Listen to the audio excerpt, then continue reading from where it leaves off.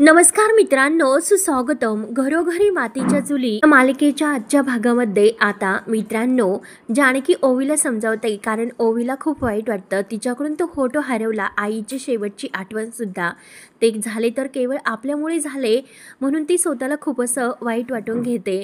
आणि आई, तुला कितकी माझ्याकडे ओरडायचं असेल तर ते ओरड, वाटलंच तर तू माझ्याबरोबर बोलू सुद्धा नको, कारण मी खूप मोठी चूक केली.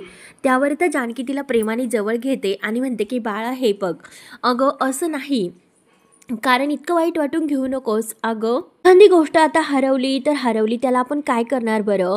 म्हणून ती आता जानकीच्या म्हणजे ओवीच्या डोळ्यातील पाणी पुसते. हे बघ बाळा, अगं ती रडून परत येणार आहेस का. ओवी, खरंच मला माझ्या आईची खूप आठवण येते आणि तिची ती शेवटची आठवण होती म्हणून मला खूप वाईट वाटलं. आणि हे बघ ओवी, तू रडू नकोस. जरी फोटो सापडला असता, माझी आई मात्र कधीही सापडली नसती. नंतर आता इकडे ऐश्वर्या आता सारंगकडे बघून हसते. आता ती लताबाईच्या मिठीत असते आणि आता सारंगला म्हणते की सारंग, अहो माझी आई सापडली.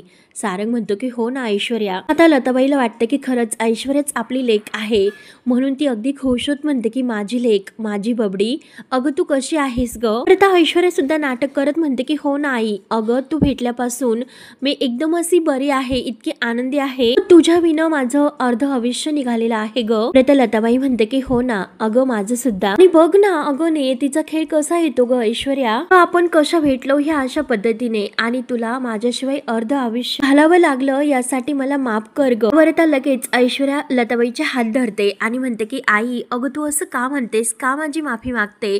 अगं उलट देवाचे आभार मान, कारण देवाने आपली भेट घडवली. तर लताबाई खूप रडत असते आणि म्हणते की अगं ऐश्वर्या, तुला दूर करणारी मीच होते, मी तुला एकटीला असं टाकून गेले होते. त्यावर आता ऐश्वर्या सुद्धा नाटक करायला काही कमी नसते आणि म्हणते की आई हे बघ, अगं हेच म्हणजे आयुष्यभर मला सतत काही आठवत होते की माझ्या आईने मला असं टाकून का दिले असेल, हाच प्रश्न मला सतावत होता. ती मला सोडून गेली असेल. मात्र आता लताबाई तिची करून कहाणी सांगायला सुरुवात करते की हे बघ ऐश्वर्या, अगं मी काय करणार होते, माझ्याकडे कोणताही दुसरा पर्याय नव्हता, कारण तुझा जन्म झाला आणि तुझे बाबा एका बाईबरोबर मला सोडून निघून गेले. घर माझ्या अंगावर पडलं होतं, कडेवर तू होती आणि पदरात मात्र साधी दमडी सुद्धा नव्हती, ती मी पडले होते आणि तुझी जबाबदारी माझ्यावरती होती. ती जबाबदारी मात्र मी कशी निभावणार होते हेच मला काही कळत नव्हतं. ती घाबरून गेले होते मी. आणि हे बघ अगं, तुला एक चांगलं आयुष्य मिळावं असं मला वाटत होतं, ते मी तुला आयुष्य चांगलं नाही देऊ शकत, कारण माझ्याकडे पैसा नव्हता.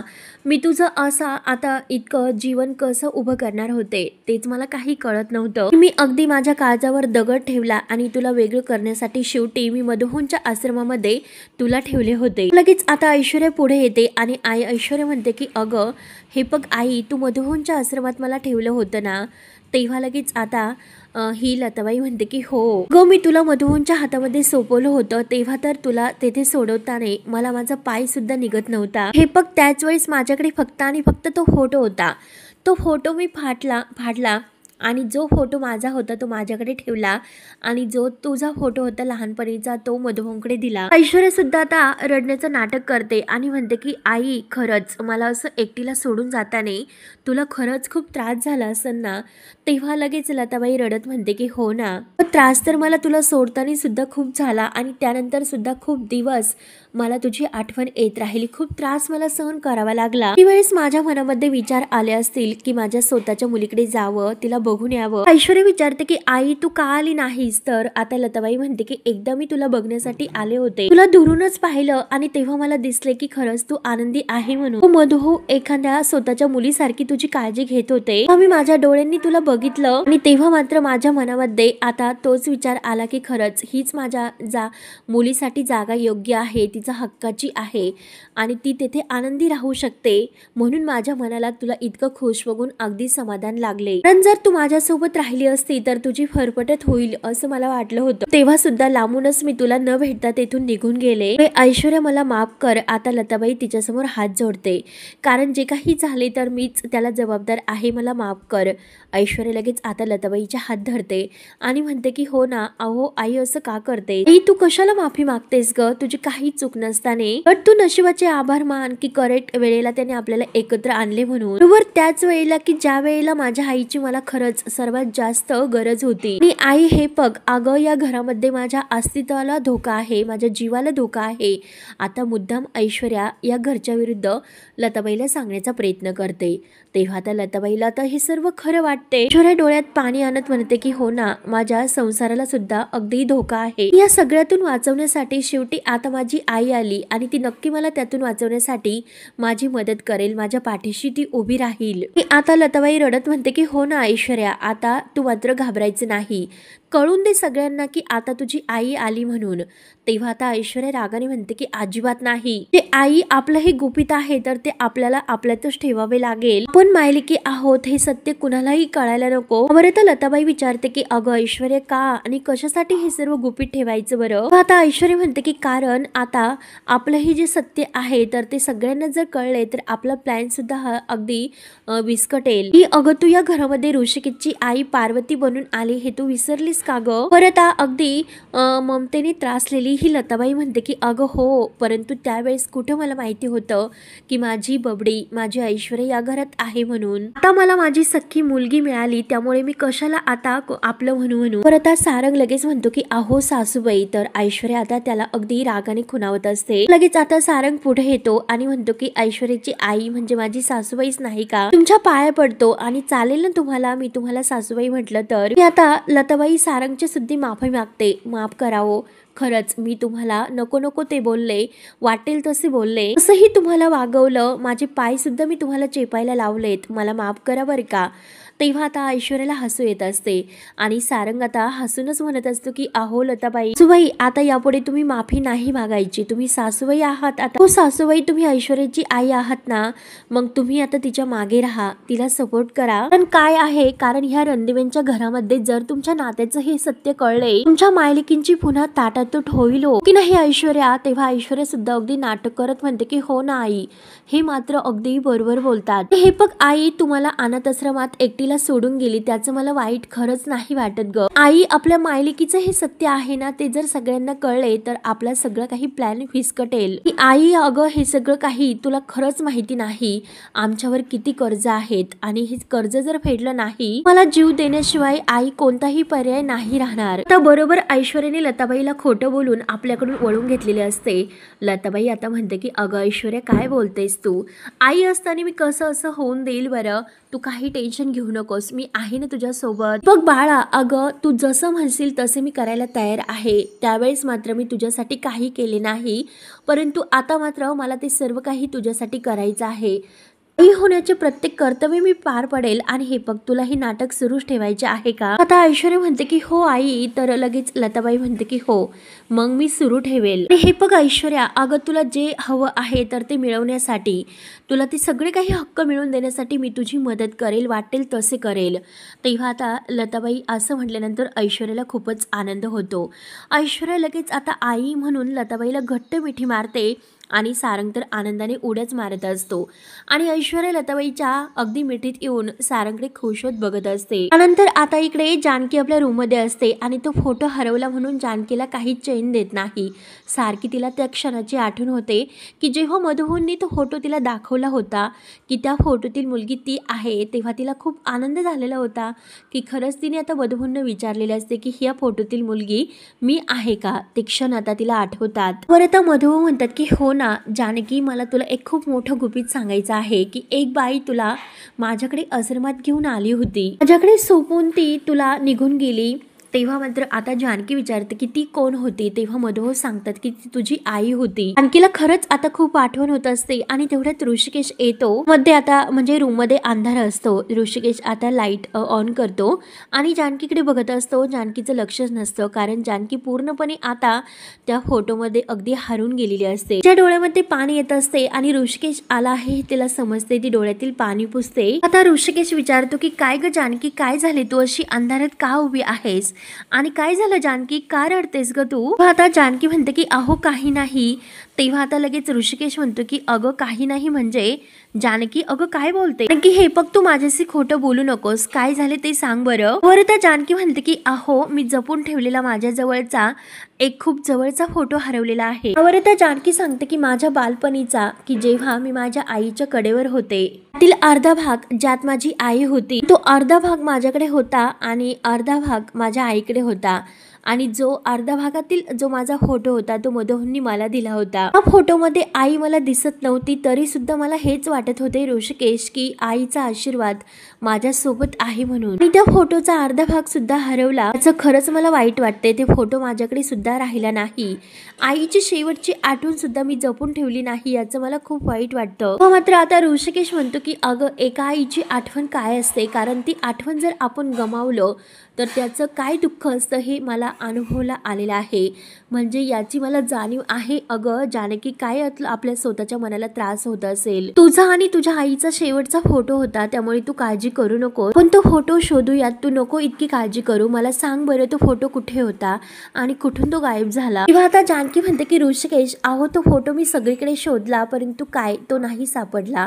तो फोटो हरवण्याला मीच कारणीभूत आहे. आणि तेवढ्यात ओवी दारात येते आणि बाबा म्हणून ऋषिकेशला आवाज देते. ओवी आता ऋषिकेशला सांगते की हे बघा बाबा तो फोटो माझ्याकडून हरवला कारण मीच तो आईकडून घेतला होता. बरं तर ऋषिकेश विचारतो की तुला काही प्रोजेक्ट वगैरे त्या दिवशी बनवायचा होता तर त्यासाठीच तो फोटो घेतला होता ना.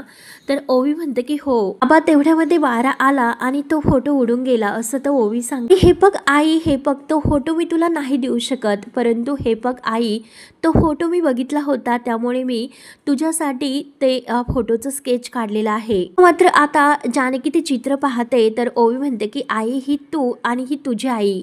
तेव्हा आता जानकी ओवीकडे बघत असते. ऋषिकेश तिला समजावतो तेव्हा जानकी ते चित्र आपल्या हृदयाशी धरते. ओवी विचारते की आई हे बघ तुझी आई तुला सोडून गेली होती, खरंच तुला किती त्रास होतोय. मग मी सुद्धा तुला किती त्रास देते, तुझ्या वस्तू हरवते, तुझ्या बरोबर हट्टीपणा करते, तुला नको ते बोलते, मग तू सुद्धा मला अशी सोडून नाही ना जाणार. तेव्हा आता हे सर्व ऐकून जानकीला वाईट वाटतं. जानकी म्हणते की ओवी अगं काय बोलतेस बाळा, तू असं का बोलतेस, असं काही होणार नाही ओवी, मी तुला कधीच कुठेही सोडून नाही जाणार बाळा, तू बोलू नकोस बरं. तू ती ओवीला जवळ घेते आणि आता दोघीही मायलेकी खूप रडतात. हे बघ बाळा असा डोक्यात विचार कधीही नाही आणायचा म्हणून ती ओवीला समजावते. आणि त्या फोटोकडे बघून आता जानकीचे सुद्धा डोळे भरून येतात की आता ते स्केचकडे बघते आणि ऋषिकेशकडे बघते तर ऋषिकेश तिला समजावतो प्रेमाने. त्यानंतर आता रात्र होते तर जानकीला काही झोप येतच नसते. जानकी आता विचार करत असते की आईची शेवटची आठवण हरवली. खरंच मला असं वाटतं की फोटो नाही तर आई हरवली. आई म्हणून जानकी खूप रडत असते. आणि तेवढ्यात लताबाई आता एक चमत्कार होऊन समोर उभी राहते आणि जानकी असं प्रेमाने हाक मारते. तेव्हा आता जानकी बघतच असते, जानकीच्या डोळ्यात पाणी असतं.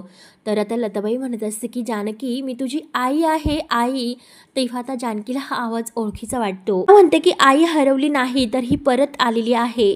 म्हणून ती आता जानकीला जवळ घेण्यासाठी आपले हात पुढे करते. मी तुला भेटायला आले जानकी, मी तुला भेटायला आले. जानकीला खूप आनंद होतो. आई म्हणून हाक मारते तर आता लताबाई म्हणते की अगं बाळा आई जवळ ये ग, नक्की अगं आई जवळ ये. जानकी आता आई आई करत असते परंतु तेवढ्यात आता समोरून खूप असा वाऱ्यांचा गडगडाट आणि विजेचा गडगडाट होत असतो. वारं येतं आणि आता आई अदृश्य होते. जानकी आई आई करत असते आणि तेवढ्यात मित्रांनो जानकीला जाग येते.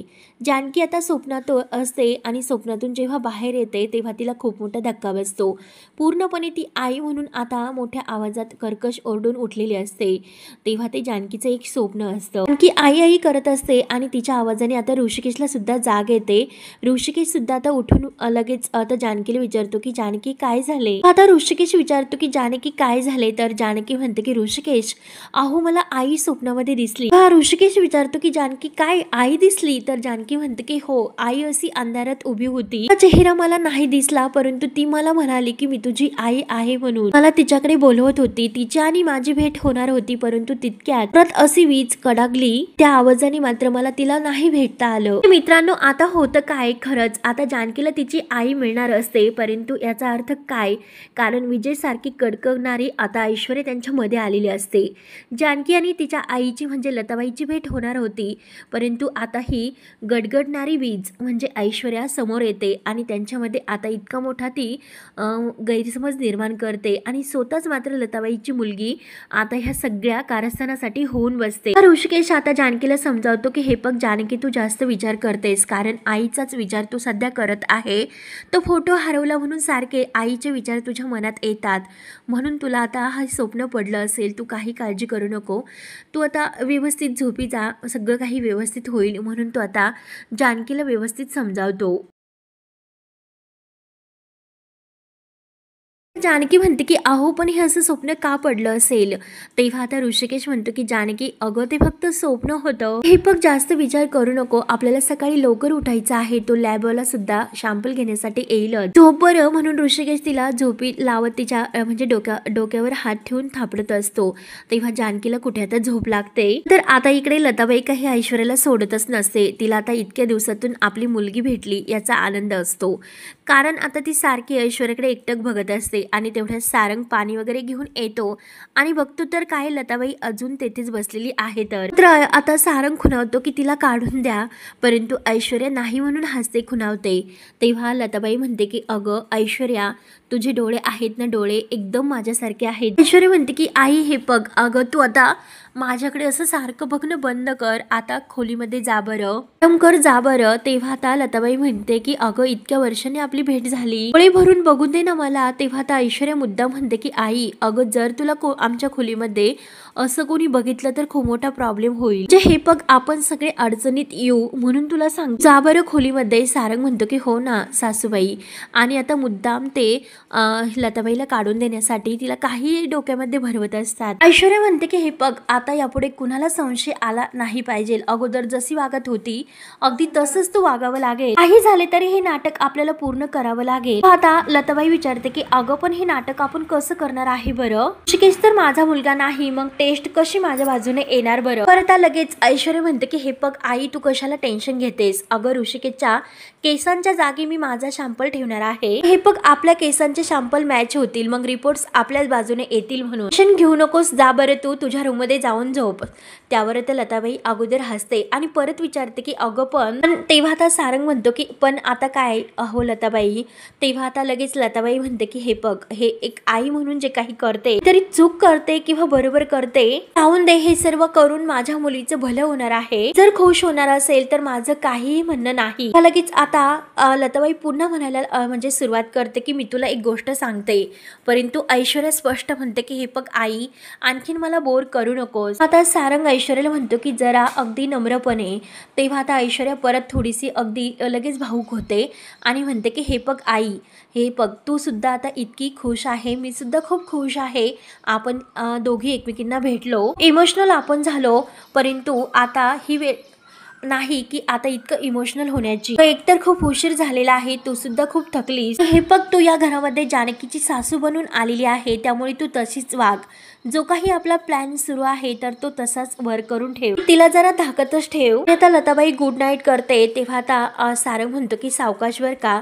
लताबाई म्हणते की खरंच खरंच किती सेवा करतात बरं तुम्ही माझी. मात्र आता लताबाई जेव्हा आपल्या रूम मध्ये जाते तर ऐश्वर्या स्वतः इतकी भडकते, कारण आता ह्या बाईला अगदी मनवता माझ्या कानातून रक्त येत होतं, कटकट करत राहते ही लताबाई, किती बोलते, जे डोळे तुझ्यासारखे माझे कान तुझ्यासारखे. खरंच आता ऐश्वर्याला इतका राग येत असतो. हे बघा सारंग, मला आता असं वाटायला लागले की आपण आगीतून ही निसटलो आणि फुफाट्यात जाऊन पडलो. रंग शांत करत असतो की ऐश्वर्या शांत व्हा, पाणी घ्या म्हणजे तुम्हाला शांत वाटेल. ऐश्वर्या आता लताबाईवर खूप ओरडत असते की ही बाई जरा माझ्या जास्तच डोक्यामध्ये बसच चाललेली आहे, सारखी माझी मुलगी करत राहते. आता वाटी ही ऐश्वर्याच्या धक्क्याने खाली पडते तर ऐश्वर्या आणखीनच जोरात किंचाळते, सारंगवर रांगवते. सारंगला म्हणते की हे बघा जरा शांत व्हा. सारंग फक्त ऐश्वर्याला पाणी घ्या करत असतो. तर ऐश्वर्या म्हणते की हे बघा सारंग, मला पाणी वगैरे काहीही नको. ऐश्वर्या आता स्वतःला खूप अशी शांत ठेवण्याचा प्रयत्न करत असते. तर सारंग लगेच म्हणतो की हे बघा ऐश्वर्या, तो सारखा इतक्या म्हणतो तर लगेच ऐश्वर्या खूप चिडते. ऐश्वर्या म्हणते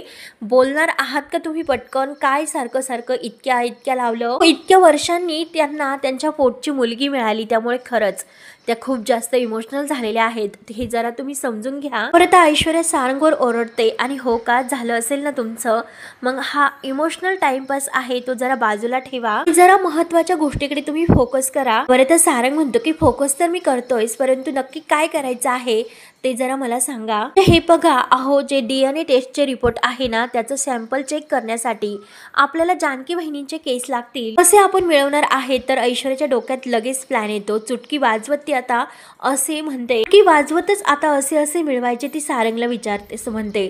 सारंग म्हणतो की नेमकं असं असं म्हणजे काय. बरं ऐश्वर्या सांगते की हे बघा सारंग, माझ्याकडे एक प्लॅन आहे. हे बघा, नेहमीप्रमाणे जेव्हा जानकी वहिनी उद्या सकाळी आंघोळ करेल आणि केस पुसण्यासाठी जेव्हा ती गॅलरीत येईल, की टॉवेलने जेव्हा ती जानकी केस पुसत गॅलरीत आली तर आपलं काम नक्की झाले. जेव्हा ती ओला टॉवेल आहे तर तो सुकण्यासाठी टाकेल आणि लगेच आपलं काम मात्र अगदी फत्ते होईल. तेव्हा आता जानकी ही आंघोळ वगैरे करते आणि लगेच ती आपले केस वगैरे पुसून तो टॉवेल वाळायला घालते. तेच मात्र सारंग तुम्ही हळूच जायचं, त्या जे काही केस तुम्हाला घ्यायचे आहेत तर हातामध्ये अगदी मस्त पच घालून लगेच तुम्ही हळूच जायचं आणि त्या टॉवेलला जे केस आहेत आता सारंग लगेच जातो आणि जानकी कामाला निघून गेलेली असते. तोपर्यंत आता तो ते केस घेतो, एका पॉकेटात ते केस आता तो भरतो. ऐश्वर्या चोरून ही सर्व बघत असते. आता ते केस घेतल्यानंतर तो ऐश्वर्याला अगदी डन बोलत काम झाले असं म्हणतो. आता लगेच ऐश्वर्या सारंग जवळ येते आणि म्हणते की बघितलंस का सारंग, माझा प्लॅन किती सिंपल होता आणि तो वर्क सुद्धा झाला. आता सारंग म्हणतो की अहो पण ऐश्वर्या मी काय म्हणतो, कारण जानकी बहिणीचे केस तर आपण घेतलेत, परंतु ऋषिकेश दादाने शॅम्पलसाठी त्याचे जे काही केस आहे तर ते काढून ठेवलेले केस ते आदलाबदल कशी करायची. आता लगेच ऐश्वर्या म्हणते की अहो त्याचं टेन्शन तुम्ही घेऊ नका, मी बघते काय करायचं आहे ते, तुम्ही नका टेन्शन घेऊ. मित्रांनो, हा भाग येथे संपतो. पुढील भागामध्ये मात्र आता ऋषिकेश आणि जानकी हे रूम मध्ये असतात. तर आता ऋषिकेश कामावर जायला निघलेला असतो. जाताना मात्र तू जानकीला म्हणतो की हे बघ, हा माझ्या केसांचा शॅम्पल, आणि जेव्हा लॅबमधील लोक येतील तो शॅम्पल घेण्यासाठी तेव्हा मात्र हा शॅम्पल आहे केसांचा, तू त्यांना दे. सारंग चोरून आता त्यांच्या रूमच्या बाहेर हे सर्व बदलले होते. आता जानकीच्या सर्व काही लक्षात आले होते. तेव्हा मित्रांनो, आता पुढे काय होते आणि काय नाही हे सारे पाहण्यासाठी आपल्या चॅनलला नक्की सबस्क्राईब करत राहा. धन्यवाद.